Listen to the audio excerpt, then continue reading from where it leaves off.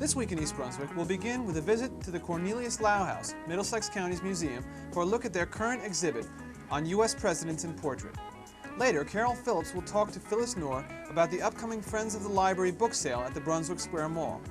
Our regular features will include Ken Shalhoub's Health Facts, which will deal with the complex relationship between exercise and heart attacks, a Kids Comments book review from Robert Swerk, and a look at debt collection with consumer advocate Adrian Eisner. First, here's a look at next week's Channel 8 schedule. Monday at 10, it's Look Great, Feel Great with Lenore Kulik, and Slimnastics and Aerobics with handheld weights. At 10:30, it's a repeat of an Our Town special with Sue Rosenblatt interviewing Alan Landis, developer of the AT&T Tower Center. Tuesday at 7:30 on Sports Talk, John Magliaro will interview Phil Hostler, head trainer at the East Brunswick High School. At 8 on Tuesday, it's You and Your Money with host Paul Hansen and a look at consumer banking with Gerald Metzheiser. Then Wednesday evening at 7:30, Dolly Vasta will interview local artist Rose Sackle on For Art's Sake. And we'll be back next Thursday at 7 and 8 with more local news and events on This Week in East Brunswick. Now let's go to the Cornelius Lowe House for some presidential Americana.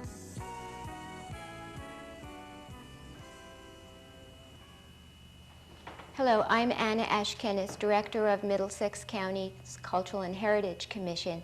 It's the commission that administers the county museum known as the Cornelius Lowe House. We're standing today in the Cornelius Lowe House at 1225 River Road in Piscataway, and we'll take you through parts of an exhibition called Presidents in Portrait, which will be on view from now through March 17th. The exhibit was done because this was a presidential election year and inauguration, and in honor of the many men who have served in the presidency of the United States.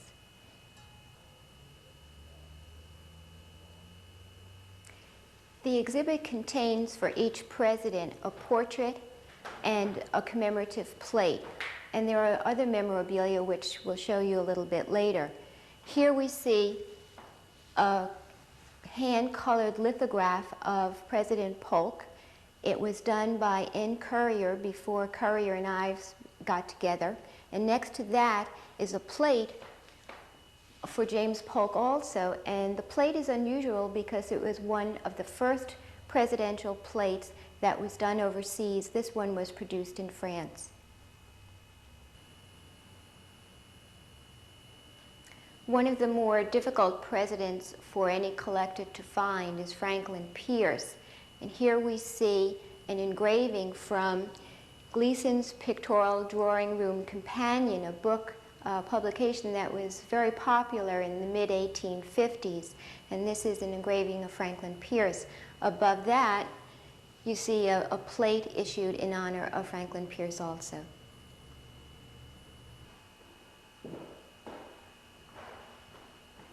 Lincoln, our 16th president, is shown in an engraving here, along with the members of his family. This is considered an unusual piece because it shows the Lincoln family serenely passing an evening, and all of the family members are present in the engraving, including his son Willie here. At the time the engraving was published, very shortly after Lincoln's death, his son Willie was also deceased at the time. So this was published posthumously a few days after Lincoln's death.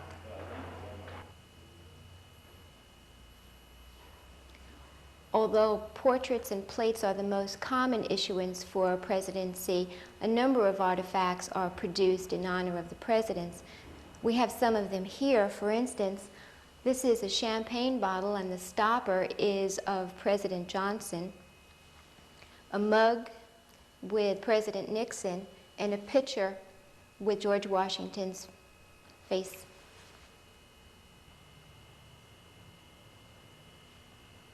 Not all of the items on view are just from the most serious side of the presidency.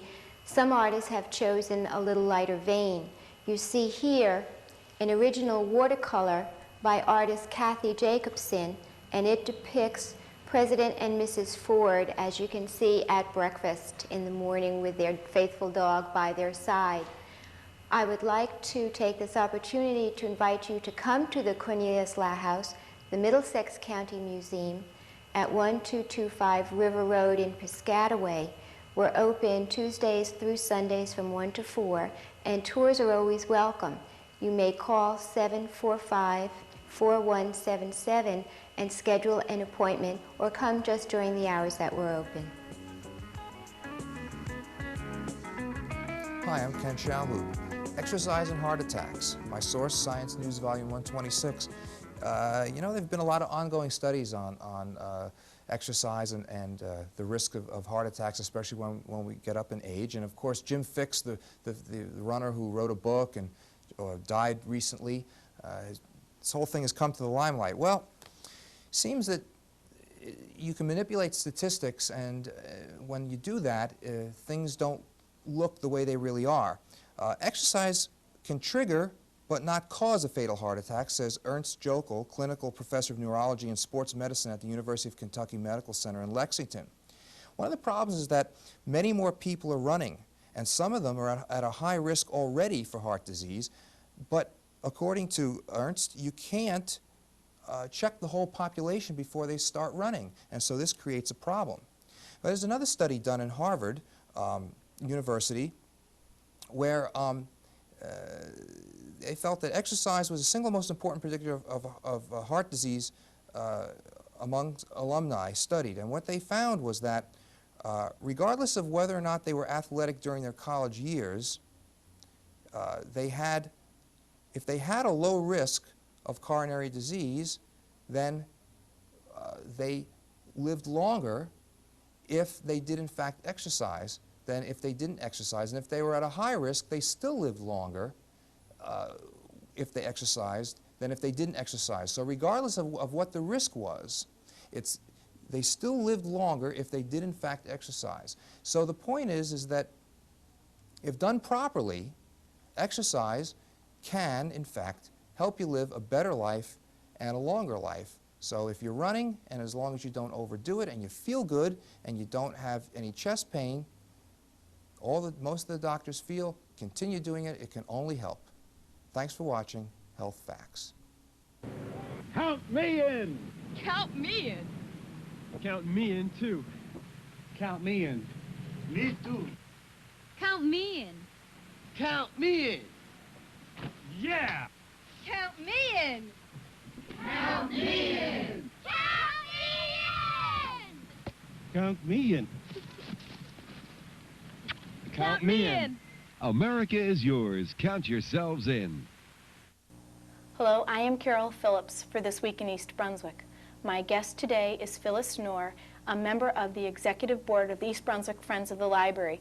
And we are going to be talking about the annual bargain book sale that the Friends are sponsoring, which is coming up soon. Hi, Phyllis. Hi. I know the book sale is coming up soon. How soon? February 26th through March 3rd is when we start. And where is the book sale? At the mall here in East Brunswick, the Brunswick Square Mall, in the section by Penny's department store. How many books do the Friends have to sell at the book sale? I think we've packed just over 25,000. And what kinds of books? Oh, goodness. We have children's books, we have encyclopedias, we have reference books, books on language, bestsellers, fiction, nonfiction, hobbies, cookbooks. You name it, we've got it. Well, if you have 25,000 books, when did you begin preparing for the book sale? The day after the book sale last year. It takes us basically a year of sorting and pricing and packing to get ready for this one. And we'll start for the next one the day after this one. Where do you get the books from for the sale?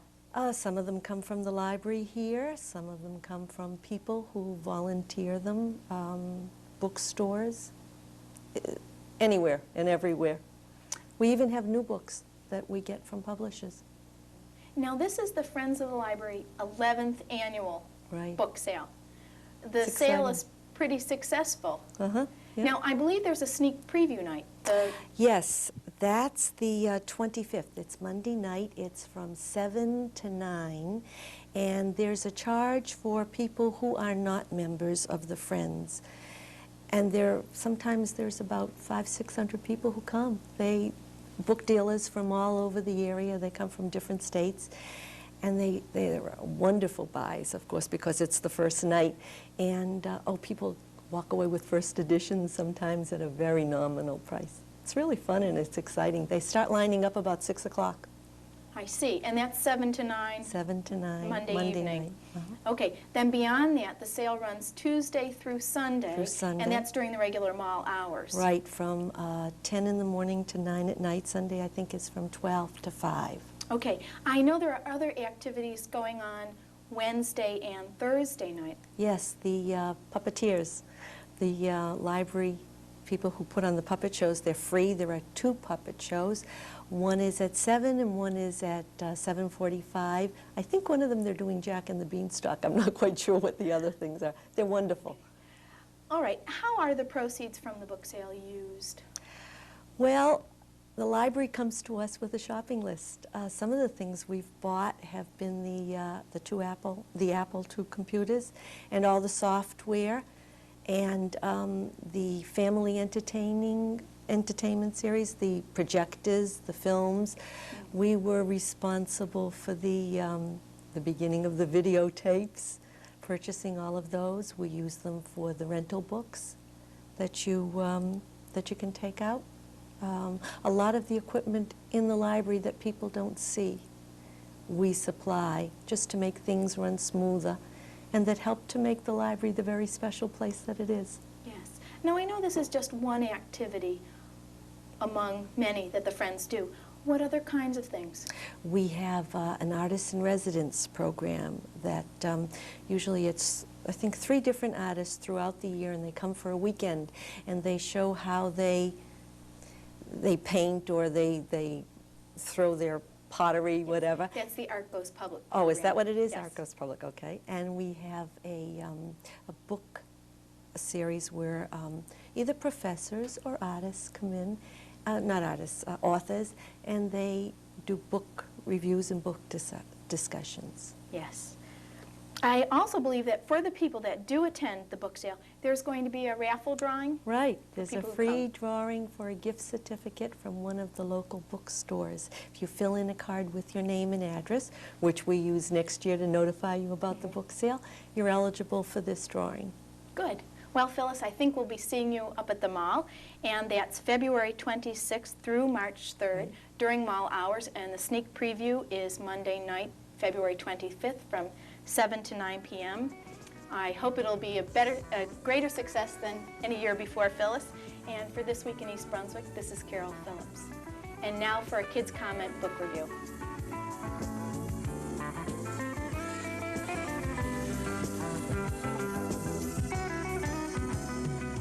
Hi, I'm Robert Swerk, and today I'll be reviewing Alvin's Swap Shop by Clifford B. Hicks. Alvin's Swap Shop is about a group of kids who form a swap shop. While they are doing their work, they discover a boy who has an exciting story to tell about life in the Bahamas and who is looking for an extremely valuable treasure. This boy has one problem, an old friend who tries to take the treasure away from him. I enjoyed this story very much, and I think the author must have had a lot of imagination to write it. I hope other 5th and 6th graders will read it too.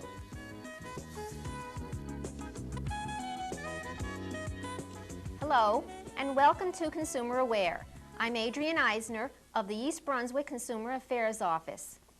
If you use credit cards, owe money on a loan, or are paying off a home mortgage, you are a debtor. Most Americans are. You may never come in contact with a debt collector, but if you do, you should know that there is a law to make sure that you are treated fairly. The Fair Debt Collection Practices Act was passed by Congress to prohibit certain methods of debt collection. Of course, the law does not erase any legitimate debt that you owe. Here is some information that you should know about your rights under the Debt Collection Act. Who is a debt collector? Anyone other than the creditor or the creditor's attorney who regularly collects debts for others, commonly known as a collection agency. How may a debt collector contact you? A debt collector may contact you in person, by mail, by telephone, or telegram. However, a debt collector may not contact you at inconvenient or unusual times. That is, before 8 o'clock in the morning or after 9 o'clock in the evening. A debt collector may not contact you at work if your employer disapproves. Can you stop a debt collector from contacting you? Yes. You may stop him from contacting you by writing a letter to the collection agency telling them to stop. Once they receive this letter, they may not contact you again except to say that there will be no further contact. The debt collector is allowed to notify you that some specific action may be taken, but only if the debt collector usually takes this type of action. If you have an attorney, the collector may not contact anyone but the attorney. If you do not have an attorney, the collector may contact other people, but only to find out where you live or work. He is not allowed to tell anyone that you owe money. Certain types of collection practices are prohibited under this law. Using threats of violence or harm to property or reputation, using obscene or profane language, repeatedly using the telephone to annoy someone, telephoning people without identifying themselves. Also, debt collectors may not use any false statements when collecting a debt. They can't state that they are an attorney or government representative. They cannot misrepresent the amount of the debt or tell you that you'll be arrested if you do not pay your debt, or that actions will be taken against you which legally may not be taken. If you have any questions about debt collection practices or any other consumer problem, please call us at the East Brunswick Consumer Affairs Office. We're there daily from 9 a.m. until 5 p.m. Our office is located in the East Brunswick Municipal Building. Our telephone number is 390-6954. Thank you for joining me on Consumer Aware. Hope I'll be seeing you again next week.